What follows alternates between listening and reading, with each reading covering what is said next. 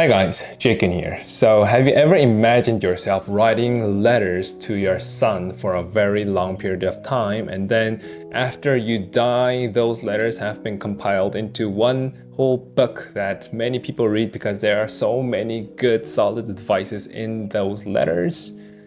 Well, you're lucky because this book exactly is that kind of a book.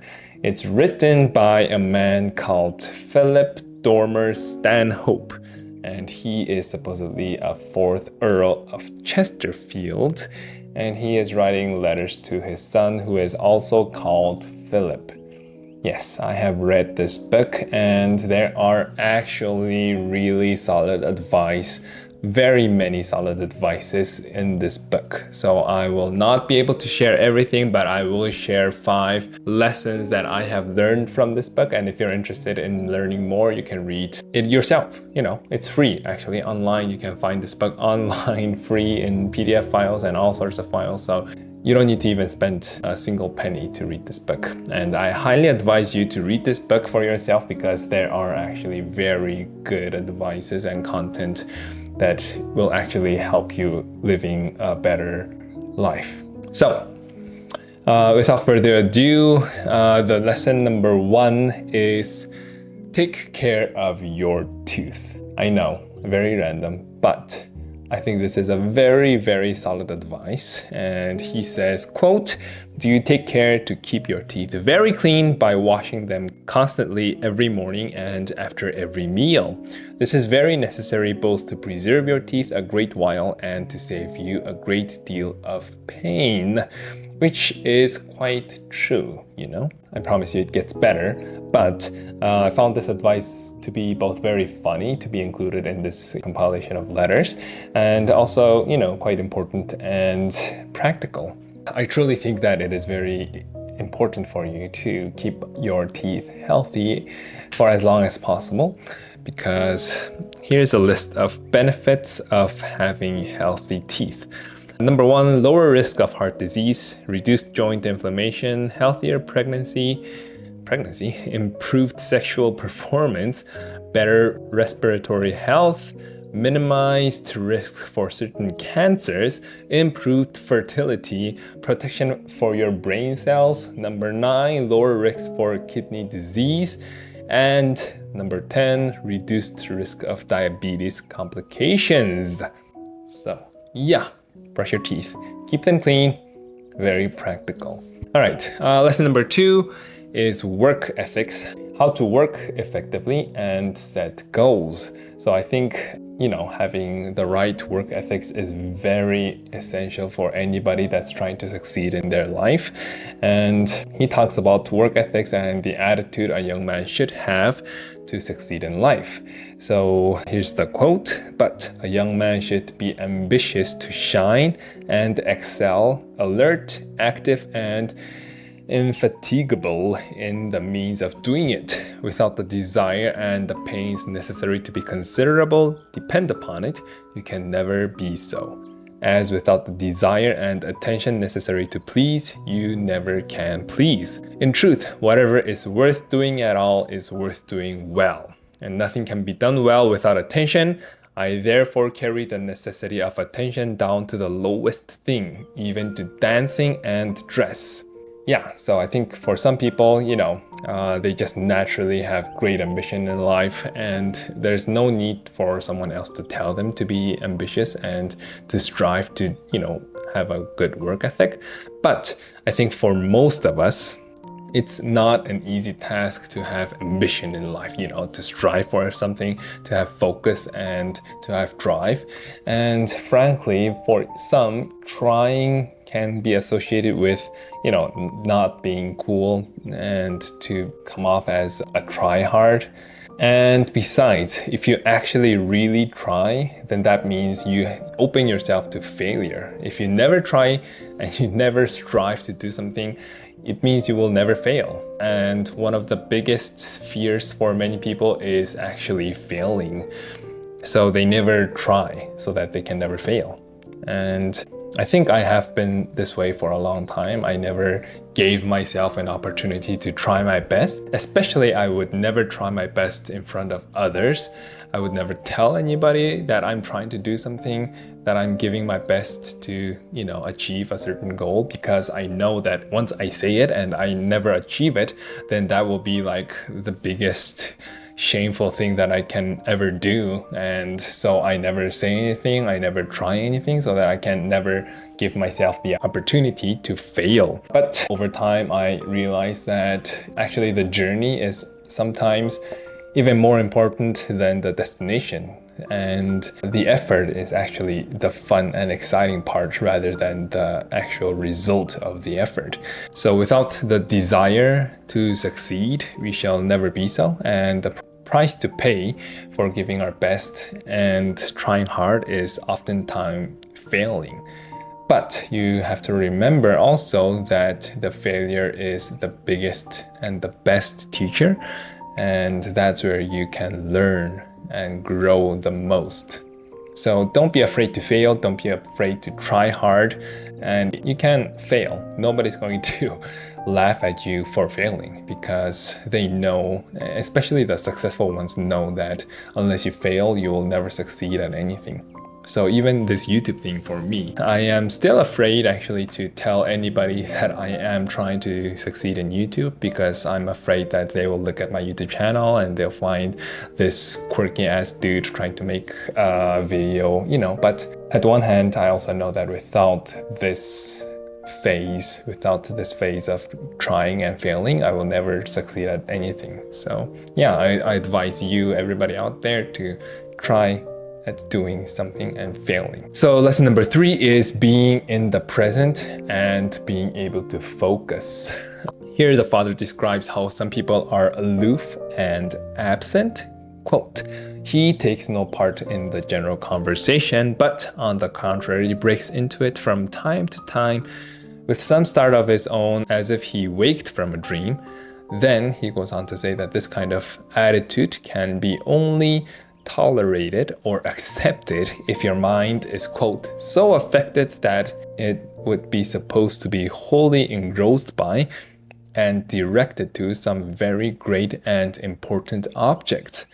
And then he gives Isaac Newton as an example, who is like the greatest mathematicians and physicians of all time. So the father is pretty much telling his son, geniuses like Isaac Newton can have the audacity and the right to be awkward and absent-minded, but you and us, who are very, very normal, should not have that kind of an attitude ever.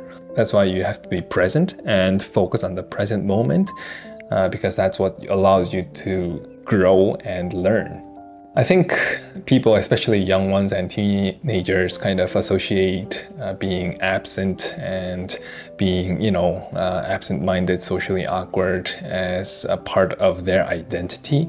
They look at some famous people like Steve Jobs, Mark Zuckerberg, or Elon Musk, or, like Einstein. Sometimes they are portrayed in the movies or in some kind of documentaries as being aloof and very socially awkward, unable to focus, sometimes, drifting in their minds, and they see these awkward moments and then they think, oh, those are the genius people. That's why this is my identity now. I can be kind of aloof and mysterious maybe. And, they adopt that as perhaps their identity. But we should be careful not to associate that with their success. It's a false assumption, I think. It's not necessarily that they succeeded because of these traits, but it's rather that they have succeeded despite being awkward or despite being aloof, because they are so smart and because they are so talented in their area of expertise. So if you think that you can be like them just because they have succeeded in life, and that's why you can be not present and not focused and still succeed, you are most likely badly mistaken. In addition, he says, quote, "There is time enough for everything in the course of the day if you do but one thing at once, but there is not enough time in the year if you will do two things at a time. This steady and undissipated attention to one object is a sure mark of superior genius, as hurry, bustle, and agitation are the never-failing symptoms of a weak and frivolous mind. I think being able to focus on especially one thing is the key indicator of success, especially in the modern world where there is so many things that are tugging our attention, that are taking away our attention. If you are able to focus on one thing, you will be differentiated from most of the people around you. I think this is one of the areas that I have to really work on, because I find myself not being able to focus on one thing for an extended period of time. It's especially difficult because of this device in my hand, something that I can look at. It's right there every day. That's why you try to focus on one thing, but you're not able to because you have so much access to so much entertainment in that one little device. But these little distractions add up, and it ends up wasting a significant amount of time in the long run. So I think one of the best examples of laser-like focus can be seen in Mr. Beast. Mr. Beast is very famous for his obsession on one thing, that is to make the best video ever. Everything he says leads back to making the best videos that he can possibly make, and that is the only focus that he has been focusing on for years and years, and which is why he is able to succeed in the manner that is on a world-class level. And nobody is better at making entertaining videos more than Mr. Beast, because that's the only concern that he has, and that's the only laser focus that he focuses on. Yeah, I think in order to succeed in anything in life, before you try to diversify, you have to learn to focus on one thing and mastering one thing. All right, next, number 4 is the importance of time. I think for every word of wisdom, there's always a reference for time, because time is one of the most important assets and most precious assets for mortals like us. And he says, what I cannot forgive in anybody is sauntering and doing nothing at all with a thing so precious as time, and so irrecoverable when lost. I recommend to you to take care of the minutes, for hours will take care of themselves. I am very sure that many people lose 2 or 3 hours every day by not taking care of the minutes. I think to some, only wasting hours, like a couple hours, is actually very impressive, because we waste more than hours. It's like hours upon hours that we waste every day, let alone like 1 or 2 hours. So I think we have a tendency to waste many hours scrolling social media in the recent years. I find myself scrolling through Instagram Reels for hours sometimes, and watching YouTube videos for hours. I think at the time I'm maybe using my time productively, but in hindsight, it's all just mindless scrolling and watching YouTube tutorials and watching YouTube videos, thinking that I'm doing and learning something, but actually learning nothing. So I think especially for young people like us, we tend to think that we still have a lot of time to waste. And when I was in my teens, I used to think, I still have 10 years until I'm 18 years old. So I just have so much time to waste. And when I'm 18, I think, I still have like 2 more years until I'm in my 20s. So I still have a lot of time. I'm gonna learn stuff by the time I'm in the 20s and be different. And then when I'm in my 20s, I still think like I still have 10 years until I'm 30. And people usually start their career in 30s. So I still have a lot of time to learn. And right now I'm in my 30s and I'm still like, I still have 10 years until I'm 40. That stupid loop continues. But you have to, at a certain point, realize that time is the most important asset that you can ever have in your life. So use your time wisely. Like this man says, you have to calculate it not with hours. You usually think, I'm gonna plan it like hour-based. That's, I think, still my thing. From 5 to 6, I'll do something. From 6 to 7, but he says the most successful people actually really manage their time effectively, make sure that they are spending their time as efficiently and effectively as possible. So Value your time above all else, since we can buy everything in this world except time.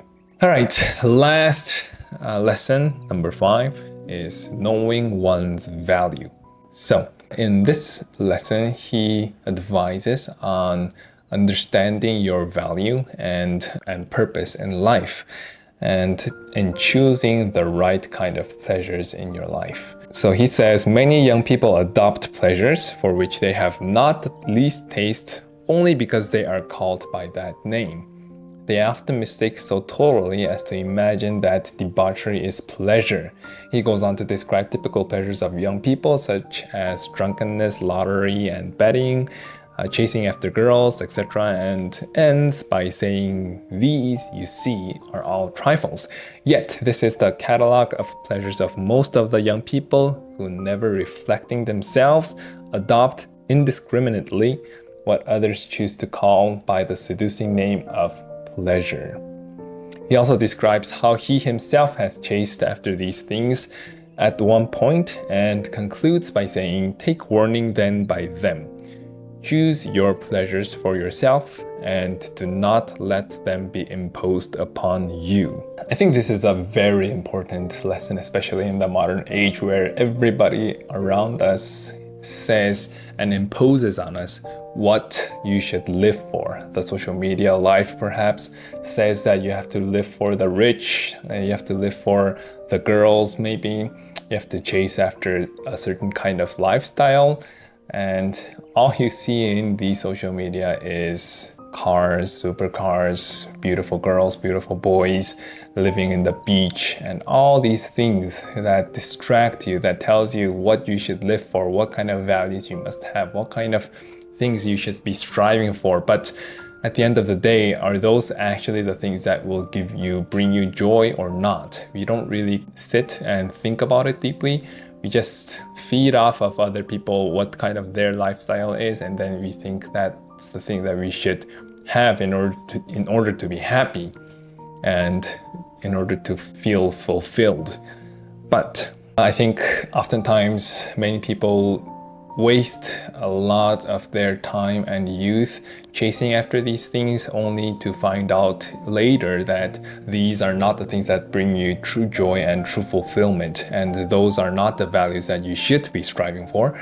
But we slowly start to understand what are the things that actually bring joy and that actually bring happiness to our lives. So I think this father is warning his child of the potential mistake that he might make chasing after things that are not fulfilling and valuable. And instead, he is advising him to choose his own pleasures, to choose his own values, and to chase after those things instead of chasing after things that are, empty.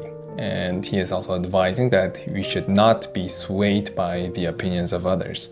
There are so many opinions out there in this world right now, and if you only hear about the opinions of others, you will never have the opinion for yourself, and you will never be able to have the right opinions for yourself. So I think it's very important for anybody and for me to sit down every day and to think through my values. What are my core values? What are the things that are actually important for me in the long run, and make sure that I focus my life on those things instead of focusing my life on everything that other people say. Because at the end of the day, it's your life and not theirs. And it's you that's going to live that life, not the other people's and not their opinions, Yep, so these are the 5 lessons that I've learned from this book, and there are many others that are actually very valuable. So I advise you to read this book for yourself, and as I said, it's free online. You can just type in letters to his son and this book will come out. Or you can, buy the book if you want, whatever you want. I'm sure you will find some very solid advice, especially for the young people out there. So yeah, thank you for tuning in. Please like and subscribe, and see you next time.